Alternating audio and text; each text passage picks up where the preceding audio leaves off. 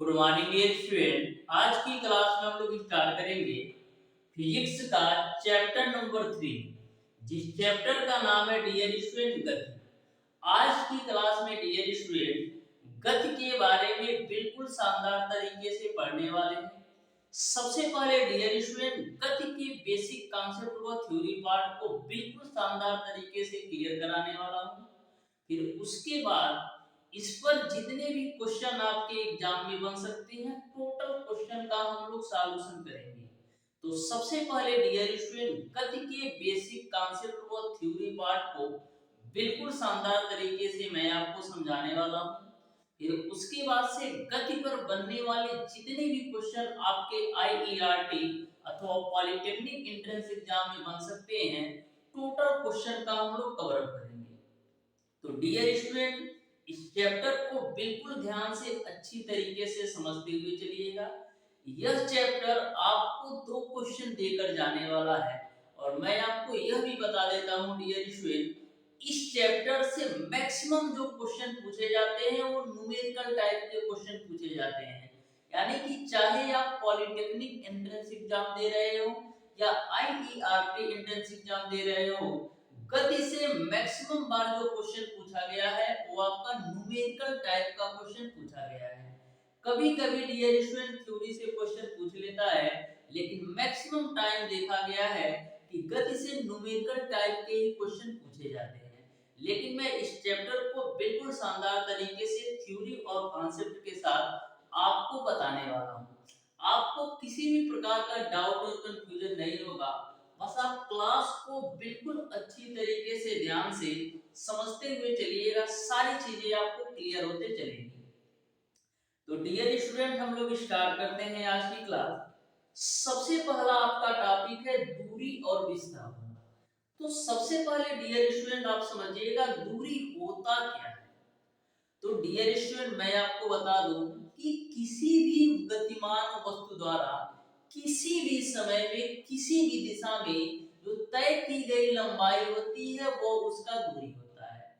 कोई भी गतिमान वस्तु है, किसी भी समय में चाहे किसी भी दिशा में जो उसके द्वारा तय की गई लंबाई होती है उसको हम बोलते हैं दूरी।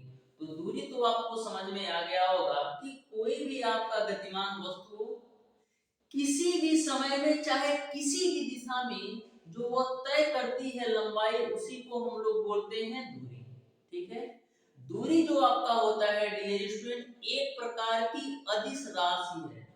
दूरी एक प्रकार की अदिश राशि है। अदिश राशि इसलिए डियर स्टूडेंट क्योंकि इसमें केवल और केवल परिमाण का बोध हो रहा है, दिशा का बोध नहीं हो रहा है, इसलिए दूरी आपका एक अदिश राशि है।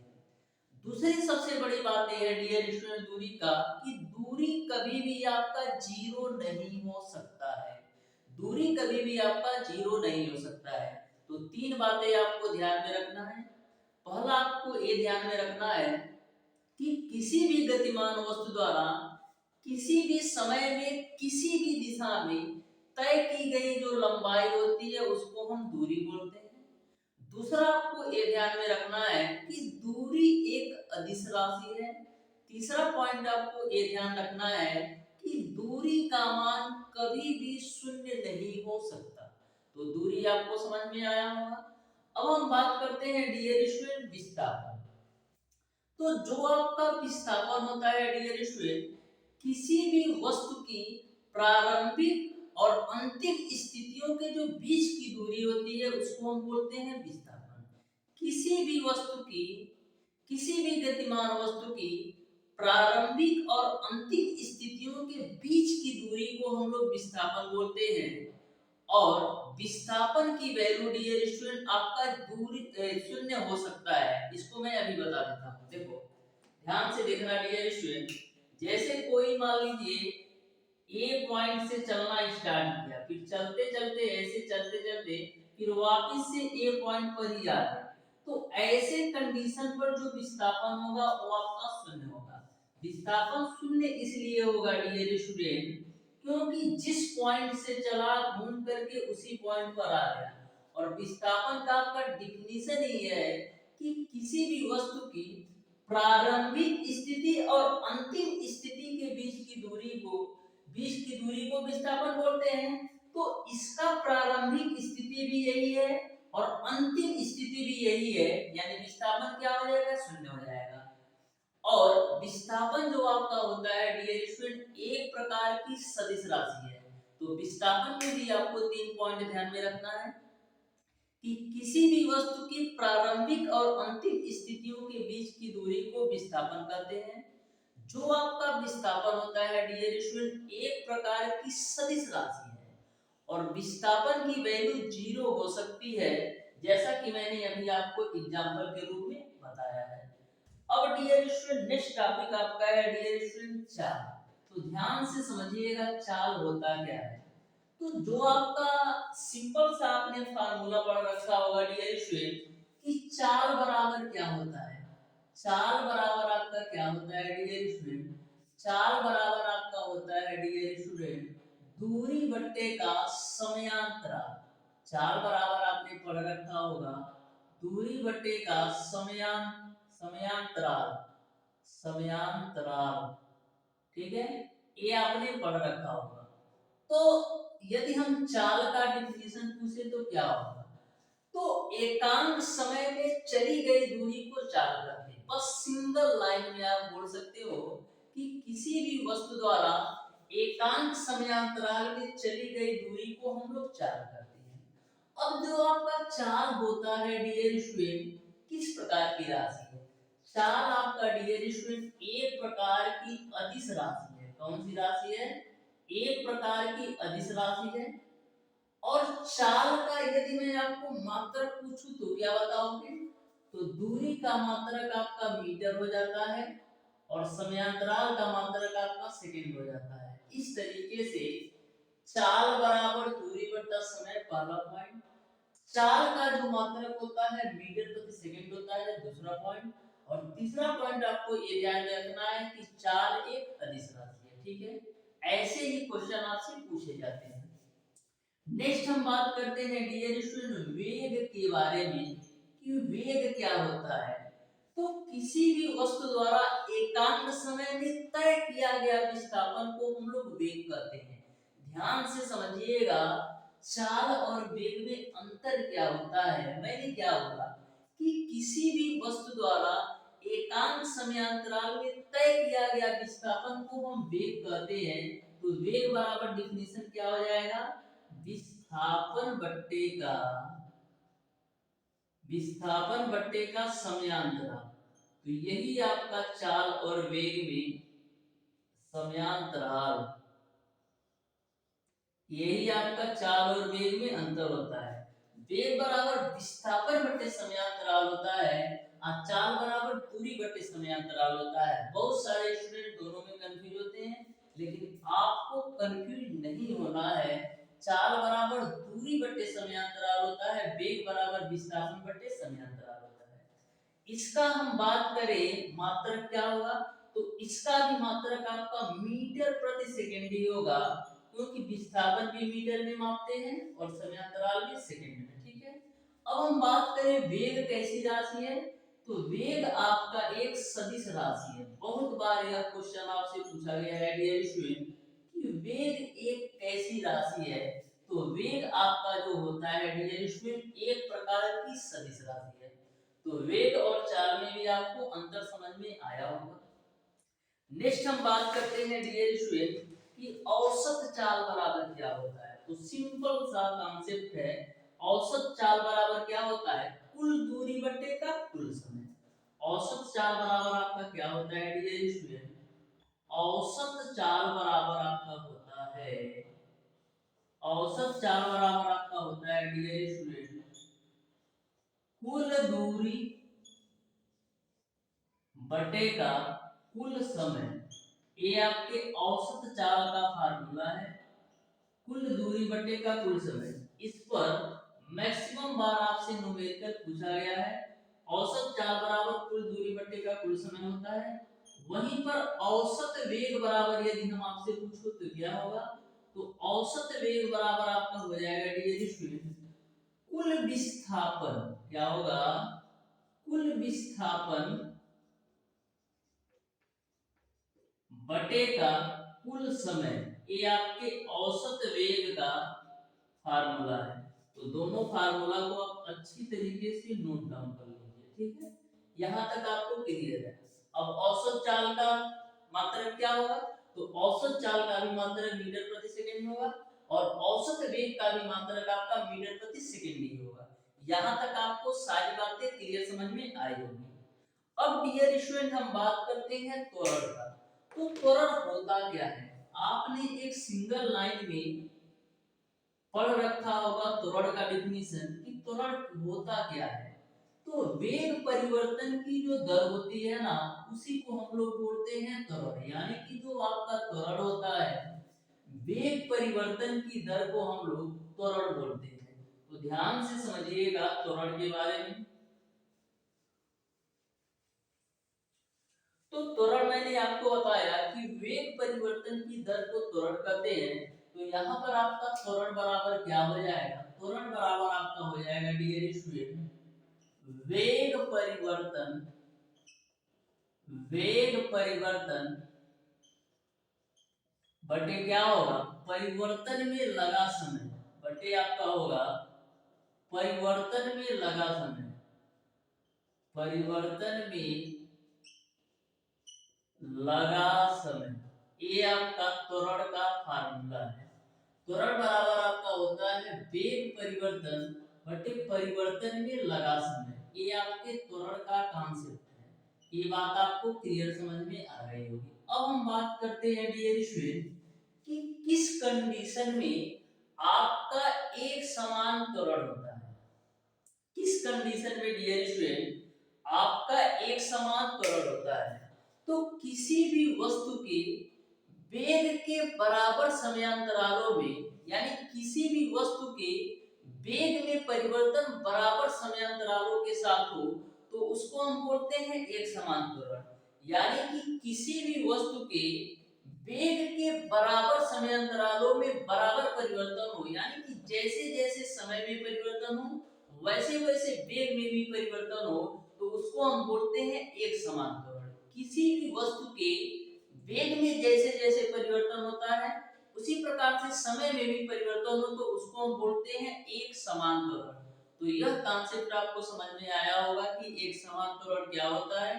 तो किसी भी वस्तु के वेग में परिवर्तन के साथ साथ, या यह कह सकते हो किसी भी वस्तु के बराबर समयांतरालों में बराबर वेग में परिवर्तन हो, उसको हम बोलते हैं एक समान त्वरण, ठीक है।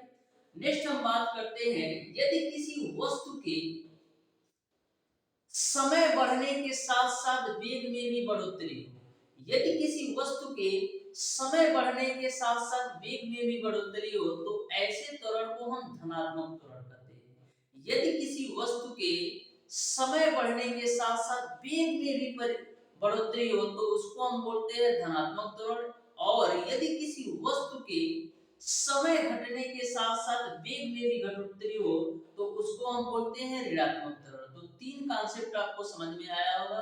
पहला एक समान त्वरण, जब वेग एक समान वेग के साथ, यानी कि समय में परिवर्तन के साथ साथ वेग में भी परिवर्तन हो, उसको हम एक समान त्वरण कहते हैं।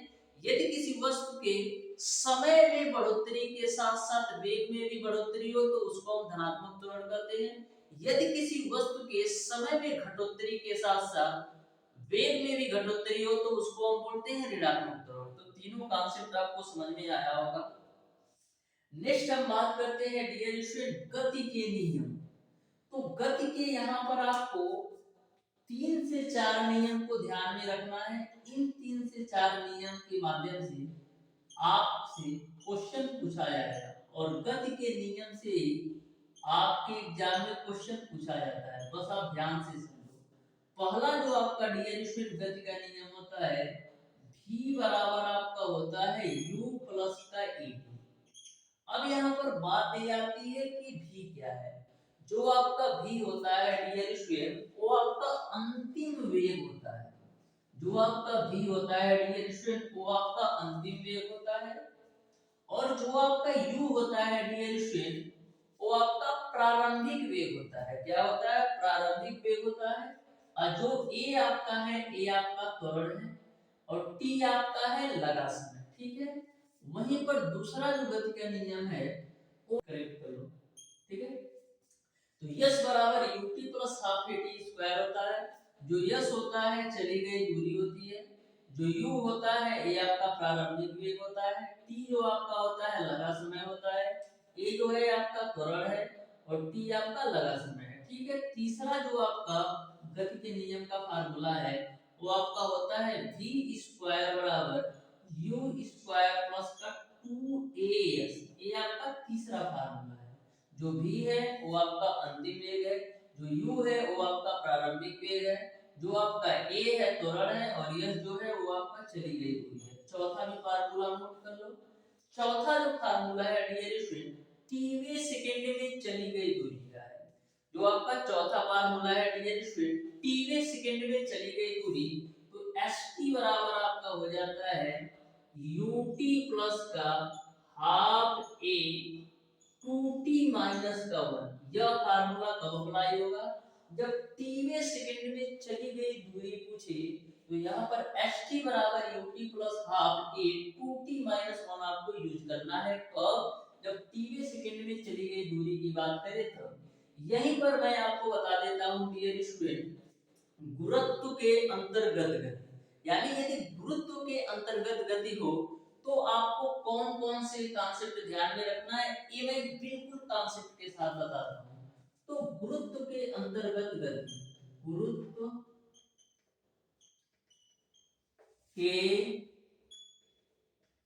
अंतर्गत गति, गुरुत्व के अंतर्गत गति, इसको आप ध्यान में रखना। दोनों को मैं रिलेट करूंगा, बिल्कुल सिंपल है, इसको आप ध्यान में रखिएगा तो यह अच्छी तरीके से याद आ जाएगा। करना कुछ नहीं है डियर स्टूडेंट, फार्मूला सेम होता है। गुरुत्व के अंतर्गत गति में क्या होता है, जहां जहां ए है ना वहां वहां जी आ जाएगा। जहां जहां ए है ना वहां वहां जी कर दो तो ये आपका गुरुत्व के अंतर्गत गति में आपका कन्वर्ट हो जाएगा। बस सिंपल सा कॉन्सेप्ट है, जहां जहां ए है वहां वहां जी कर दोगे तो जो आपका गति के नियम है ना एक गुरुत्व के अंतर्गत गति के नियम में कन्वर्ट हो जाएगा। देखो कैसे करते हैं, जैसे v बराबर u प्लस at है ना, तो यहाँ पर आपका हो जाएगा v बराबर u प्लस का gt। ठीक है, यानी a की जगह पर g कर दो तो यही आपका गति का जो नियम है गुरुत्व के अंतर्गत गति के नियम में हो जाएगा।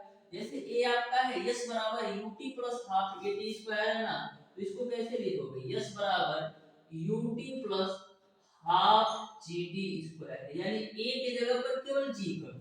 सेम यहाँ पर v स्क्वायर बराबर u स्क्वायर प्लस 2as है ना, तो इसको भी लिख दो v स्क्वायर बराबर u स्क्वायर प्लस 2gh। ठीक है, 2gh हो गया। ठीक है, यस की जगह पर h आ गया। वहीं पर सेम चौथा भी कर दो। चौथा जैसे है st बराबर, तो st बराबर ut plus half g 2t minus 1। ये आपका टीवें सेकंड में चली गई दूरी है गुरुत्व के अंतर्गत। बस इतना ही कॉन्सेप्ट आप ध्यान में रखिएगा तो आपको सारी चीजें अच्छी तरीके से समझ में आ जाएगी। इतने ही कॉन्सेप्ट आपको ध्यान में रखना है। तो गति के नियम और गुरुत्व के अंतर्गत गति दोनों के कॉन्सेप्ट आपको समझ में आ गया होगा। बस किया कुछ नहीं गया है, जहां जहां ए है वहां वहां जी कर दीजिए, सारे फार्मूले आपके गुरुत्व के अंतर्गत गति में कन्वर्ट हो जाएंगे। यहाँ तक आपको सारी बातें अच्छी तरीके से समझ में आ गई होगी। अब थोड़ा कॉन्सेप्ट और है, ध्यान से देखना।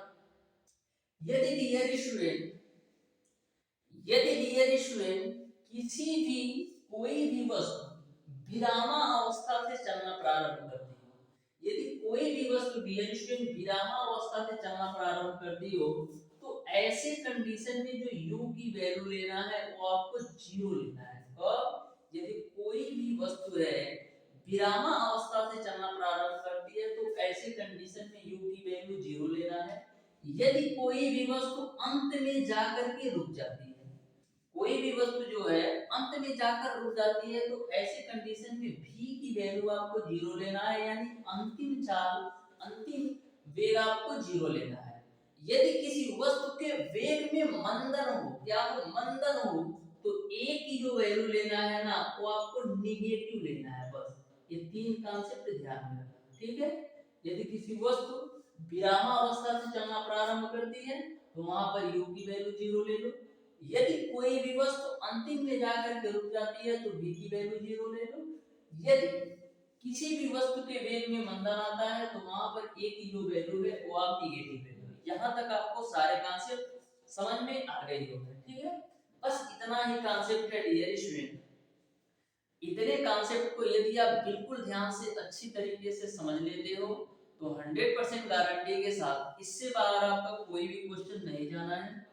एक कॉन्सेप्ट तो आपने पहले भी पढ़ रखा होगा कि यदि आपको किलोमीटर प्रति हावर को, ये तो मैंने मैथ में बताया है, फिर बता देता हूँ। यदि आपको किलोमीटर प्रति हावर को मीटर प्रति सेकंड में चेंज करना हो तो क्या करोगे? यदि किलोमीटर प्रति हावर को मीटर प्रति सेकंड में चेंज करना हो तो क्या करोगे? तो किलोमीटर प्रति हावर को यदि मीटर प्रति सेकंड में चेंज करना हो तो इसमें हम गुणा करते हैं 5/18 से। वहीं पर यदि हमको मीटर प्रति सेकंड को किलोमीटर प्रति घंटा में चेंज करना हो तो क्या करेंगे? इसमें हम गुणा कर देंगे 18/5 से। दोनों कॉन्सेप्ट बिल्कुल सिंपल है। यदि आपको बड़ा से छोटा जाना है, क्योंकि किलोमीटर प्रति आवर तो बड़ा ही होता है, यदि आपको बड़ा से छोटा जाना है तो छोटे से गुणा, सिंपल सा कॉन्सेप्ट है। यदि आपको छोटे से बड़ा जाना है, छोटे से बड़ा जाना है तो बड़े से गुणा। 18/5 बड़ा है ना, हो 5/18 से, तो सिंपल सा कॉन्सेप्ट है। यदि बड़ा से छोटा तो छोटे से गुणा, यदि छोटा से बड़ा तो बड़े से, ठीक है। यानी जिसमें जाना है उससे गुणा कर दो। यहाँ तक आपको सारी बातें क्लियर है। नेक्स्ट आपका है डियर स्टूडेंट कोणीय वेग। तो कोणीय वेग बराबर क्या होता है? तो कोणीय वेग बराबर कोणीय विस्थापन बटे समय हो जाएगा। बस सिंपल सा है। तो यहाँ तक आपको सारी बातें समझ में आ गई होगी। तो डियर स्टूडेंट इस तरीके से गति के जितने भी बेसिक कॉन्सेप्ट थ्योरी पार्ट थे टोटल मैंने बिल्कुल शानदार तरीके से कवर कर लिया है। फिर भी यदि आपको कहीं से भी किसी भी प्रकार का लगता है कि यह कॉन्सेप्ट छूट गया या यह कॉन्सेप्ट हमको समझ में नहीं आ गया या यह फार्मूला में हमको प्रॉब्लम है तो आप उसे कमेंट बॉक्स में कमेंट करके जरूर पूछ लीजिएगा। मैं उसको दोबारा से बताने का बिल्कुल प्रयास करूंगा डियर स्टूडेंट, 100% बताऊंगा। बस आप कमेंट बॉक्स में कमेंट करके बताइएगा कि कहाँ पर किस पॉइंट में दिक्कत है और कहाँ से क्या चीजें आपको सही नहीं लग रही है। सारी चीजों के बारे में आप कमेंट बॉक्स में कमेंट करके पिन कर सकते हैं, मैं उसका रिप्लाई जरूर दूंगा।